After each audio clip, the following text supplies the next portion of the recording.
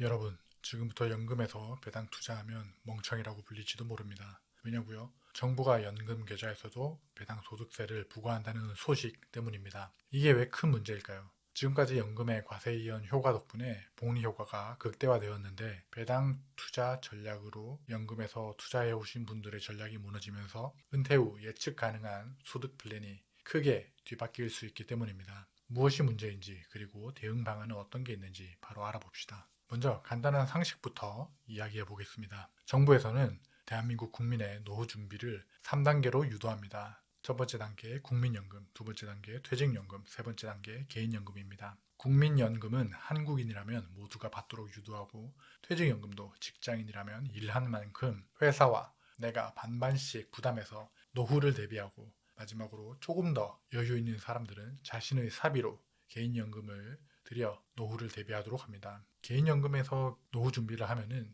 정부는 그 사람들만큼의 재정적 지원을 아껴 노후 대비가 되지 않는 사람들의 지원을 할 수 있기 때문입니다. 이번 개정안에서 퇴직연금과 개인연금에서 큰 변화가 있었습니다. 기존에는 연금에서 배당 소득이 과세이연돼서 복리 효과와 저율 과세의 혜택이 있었습니다. 예를 들어 직투에서는 100만 원의 배당을 받았다면 배당 소득세 15%를 떼고 85만 원만 받았고요. 연금에서는 100만 원을 다 받았습니다. 그리고 나이가 들어 연금을 개시할 때 조율 과세로 5.5% 늦게 받을수록 과세 구간이 줄어드는 구조였습니다. 연금에서 100만 원을 다 받았다면 다시 배당 재투자하는 금액이 직투 85만 원보다 15만 원이 더 많은 거죠. 그러면 그 15만 원만큼 주식을 더 살 수 있었습니다. 주식을 더 사면 같은 금액을 투자하더라도 더 많은 이익을 얻을 수 있고요. 이게 과세이연, 즉 부과되는 세금을 뒤로 미루는 효과, 그리고 이것으로 인해 복리가 극대화되는 효과를 가지고 있었습니다. 정리하면 과세이연 덕분에 시간이 지날수록 복리 효과가 극대화되었고 연금 개시 시점에 상대적으로 낮은 세율로 과세되어 효율적이었으며 배당금이 점차 커져 향후 수령액도 직투보다 클 수 있었습니다. 하지만 변경되는 사항을 적용하면 어떻게 될까요? 배당 소득세가 연금 계좌에 원천 징수된다면 배당 받을 때 배당 소득세 기존 15%의 세금도 내고 연금을 개시할 때 5.5%에서 3.3%의 세금을 또 내야 합니다. 이런 계산이라면 직토보다 비싸지는 이상한 구조입니다. 왜 이렇게 바뀌는 걸까요? 사실 이것은 정부의 말을 들어보면 혜택이었다라고 이야기합니다. 이전엔 해외에 세금을 내고 정부에서 그만큼 선환급을 해줘서 연금에서 100%를 받을 수 있었다고 말합니다. 지금은 그 선환급 구조를 없앤다는 거고요. 선환급을 해줬다는 이야기는 저는 처음 들었기 때문에 원래 고마운 거였구나 하고 느끼게 되었습니다. 다만 이 변경의 사유가 좀 어지럽습니다. 절차 간소화, 납세 편의 제고입니다. 처음에 말한 국가의 국민 노후 대비 유도 방식에 퇴직연금, 개인연금이 있었죠. 월급 받으면 지금 쓰지 말고 나중에 써라. 그러면 인센티브를 줄게 라는 연금의 혜택 때문에 지금의 소비를 줄이고 그래 혜택이 많으니까 나중을 위해 지금 아끼자 라는 인센티브 즉 보상의 메커니즘이 돌아갔습니다. 나의 행동 방식이 지금의 소비보다 나중의 연금 인센티브가 크다고 생각했으니 연금에 투자하게끔 유도한 거였죠. 그런데 정부의 편의를 위한 절차 간소화로 인센티브가 줄어든 겁니다. 절차 간소화가 국민의 노후 대비보다 더 중요하다는 의미로 보이기도 하고요. 그게 아니라면 절차 간소화로 얻을 재정적 이득이 국민의 노후 대비보다 크다고 보는 것일까요? 정부가 연금 제도를 개편하는 과정에서 국민 노후 대비라는 큰 틀보다 행정상의 편의에 초점을 맞추고 있다는 느낌을 받게 됩니다. 여기서 더 중요한 게 있습니다. 단순히 연금에서 세금을 낸다고 끝나는 문제가 아닙니다. 우리 모두의 노후 대비 전략 자체가 흔들린다는 점입니다. 지금까지 연금의 매력은 세제 혜택과 복리 효과에 있었다는 사실입니다. 연금 계좌에 자금이 55세까지 묶이고 ISA도 3년 동안 묶이지만 복리 효과의 극대화를 위해 자발적으로 묶이기를 선택한 거죠. 그런데 이 혜택이 사라진 겁니다. 하루아침에 대책 없이 내 노후를 책임지던 연금이 달라졌습니다. 정부를 믿고 노후 준비를 할 수 있을까 하는 의문이 생깁니다. 우리는 이전에 이런 경험이 한 번 있습니다. 국민연금이죠. 국민연금도 내가 낸 만큼이라도 받을 수 있을까 생각하는 사람들 많잖아요. 국민연금에 생겼던 이 각인이 퇴직연금, 개인연금에서도 생기는 거죠. 내가 낸 개인연금, 퇴직연금 제대로 받을 수 있을까? 궁금할 따름입니다. 대수롭지 않게 생각하시는 분들도 있을 겁니다. 연금에서 배당 소득세 내는 걸 뭐 그렇게 심각하게 이야기하냐 하실 분들도 있을 겁니다. 저는 이 변화가 최근 있었던 TR이 PR로 바뀐 것보다 영향이 크다고 생각합니다. 과세 이연이 안 되면 복리 효과가 줄어듭니다. 특히 K주도와 같은 타미당, 솔미당, 코미당에 투자하시는 분들 타격이 크죠. 배당을 받으시는 모든 분들이 혜택이 줄어드는 겁니다. 연금에서 배당 투자할 이유가 없습니다. 종목을 변경할 이유가 되는 거죠. 종목 변경하면 되지 라고 이야기하는데 매도 매수 수수료는 누가 보상을 합니까? 은퇴 시 사용할 전략 자체도 줄어듭니다. 주식으로 노후 대비하는 큰 줄기 두 가지가 있습니다. A타입은 연금에서 배당주에 꾸준히 투자하면서 과세 이연하고 노후에 투자 종목을 그대로 두면서 배당을 받는 전략입니다. B타입은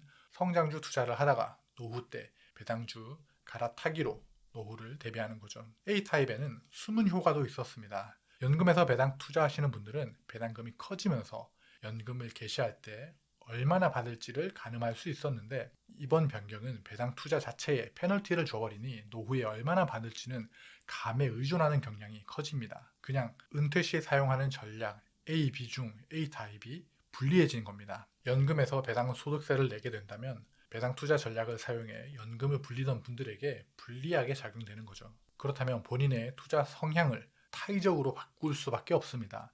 배당 투자를 하면 복리 효과에서 손해보는데 굳이 그 전략을 고수할 필요가 없죠. 배당 투자는 변동성이 낮아서 안전지향적인 분들이 많이 투자했습니다. 그런데 이런 분들의 포트까지 변경해야 하는 거죠. 기존의 안정적 노후 대비 전략이 위험 자산인 성장주 쪽으로 쏠리는 거죠. 은퇴 시 시장의 변동성에 더욱 취약한 포트폴리오로 바뀌는 겁니다. 미국 커뮤니티에서는 리먼 사태나 코로나 때 변동성에 취약한 사람들의 은퇴가 5년, 10년 이상 미뤄졌다는 얘기를 심심찮게 볼 수 있었습니다. 그런 하락장이 내가 은퇴할 때 닥치게 된다면 어떻게 될까요? 배당 투자하는 사람보다 성장주 투자했던 사람들의 타격이 더 클 겁니다. 우리는 어떻게 대응해야 할까요? 연금 계좌를 2개, 3개 만들기보다 딱 세제 혜택 받을 만큼만 넣는 겁니다. 연금 계좌에서 투자 종목은 월배당이고 타미당이고 간에 배당받는 건 상대적으로 손해니 성장주에 투자합니다. 타미당, 코미당, 솔미당 투자하시는 분들은 S&P 500, 나스닥 100에 투자하시는 게 훨씬 나은 선택지입니다. 어쩔 수 없지만 은퇴 5년 전부터 조금씩 성장주를 배당주로 바꿔나가는 전략을 시도할 수밖에 없죠. 그리고 직투가 연금 투자보다 나을 수 있습니다. 연금에서 주던 인센티브 시스템을 없앴으니 굳이 내 돈을 묶을 필요가 줄어든 겁니다. 직투를 하면서 연간 해외 양도소득세 250만원 비과세를 챙기고 부부시라면 연간 각각 250만원, 500만원의 비과세를 챙기고요. 그리고 증여를 이용하십시오. 10년 동안 배우자 대상 무상증여는 6억입니다. 이러면 연금에 묶여있을 필요가 없죠. 요즘 주식 투자나 연금 정책을 보면 정부가 국장에 투자라고 계속 이야기하는 것 같은데 이 느낌이 제 생각만 그런 건가요? 국장 밸류업은 성공했나요? 혹은 부동산에 투자해야 하는 걸까요? 연금에서 배당 투자할 때 세금 부담이 늘어난다는 것은 단순히 숫자상의 문제가 아닙니다. 정부가 의도한 행정 편의가 연금의 과세 이연을 없애고 복리 극대화 효과를 크게 줄여버렸습니다. 투자자들의 노후 대비 전략에 중대한 변동이 생겼고 국민 개개인의 노후 안정성도 다소 떨어졌다고 생각합니다. 저는 무엇보다 정부의 정책 방향에 대한 신뢰가 크게 흔들린다고 생각합니다. 금융시장은 신뢰를 기반으로 움직입니다. 한국에서 그 신뢰가 위협받고 있습니다. 안전하다고 믿었던 요소들이 하나씩 불안해집니다. 국민연금을 제대로 받을 수 있을까? 개인연금은 제대로 받을 수 있을까? 복지는 한번 발동하면 되돌리기 어려운 성질을 가지고 있습니다. 그래서 반발이 있을 수는 있습니다. 다만 노인 빈곤율이 40% 이상인 나라에서 미래를 준비하려고 하는 사람들의 행동을 장려해야 함에도 역행하는 모습입니다. 각자의 자리에서 노후 대비를 열심히 하고 있는 분들을 생각해보면 정말 아쉬운 흐름입니다. 주식이 막히면 자금들은 다른 투자 대상을 찾죠. 부동산으로 갈 여지도 있습니다. 한국인 자산 중 부동산 비중이 70%에 육박합니다. 이런 자산 비중이 문제가 되기도 합니다. 내 자산 중 부동산 비중 70%는 못 쓰는 돈입니다. 내 아파트를 화장실 일부만 따로 조금씩 떼서 팔 수 있는 게 아니잖아요. 부동산 투자의 비중이 지나치게 높아지면 경제 구조상 문제가 커집니다. 가용할 소득이 없어집니다. 편의점에서, 시장에서, 음식점에서 쓸 돈이 없어지면 자영업자나 사장님들이 버는 수익도 줄어듭니다. 그러면 직원들에게 줄 급여도 적어지죠. 급여도 적어지니 쓰는 돈도 적어집니다. 시장 전체에 도는 돈의 규모가 제한적이고 느려집니다. 그래서 미국이나 일본은 노후 준비를 부동산에서 주식으로 유도하는 게 자연스러운 수순이었습니다. 주식은 부동산과 달리 분할 매도도 가능합니다. 환금성이 좋기 때문에 인플레이션을 해지를 하다가 돈이 필요할 때 팔아서 소비하면 됩니다. 그러면 부동산보다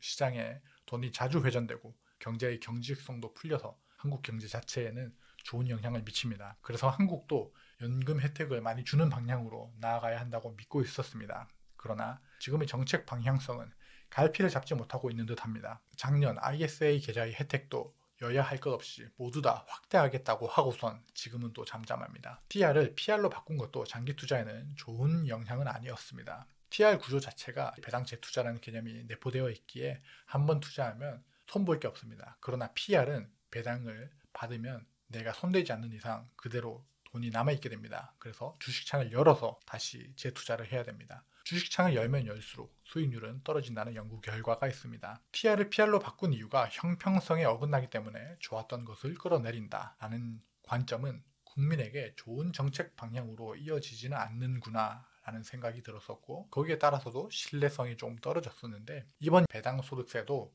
국민의 노후 대비에는 좋은 영향이 아니었고 사유 자체가 절차상의 번거로움 때문이다 라는 점은 다소 납득하기 힘듭니다. 지켜보시죠. 많은 분들이 분노했기 때문에 정부에서도 이 온도를 느꼈을 거라고 생각합니다. 한 번 무너진 신뢰를 회복하려면 10배 이상의 노력이 필요합니다. 그 피해는 결국 우리 모두에게 고스란히 돌아올 것이라는 점 잊지 말아야겠습니다. 여러분의 인생 우상향을 진심으로 응원합니다. 환상감자였습니다.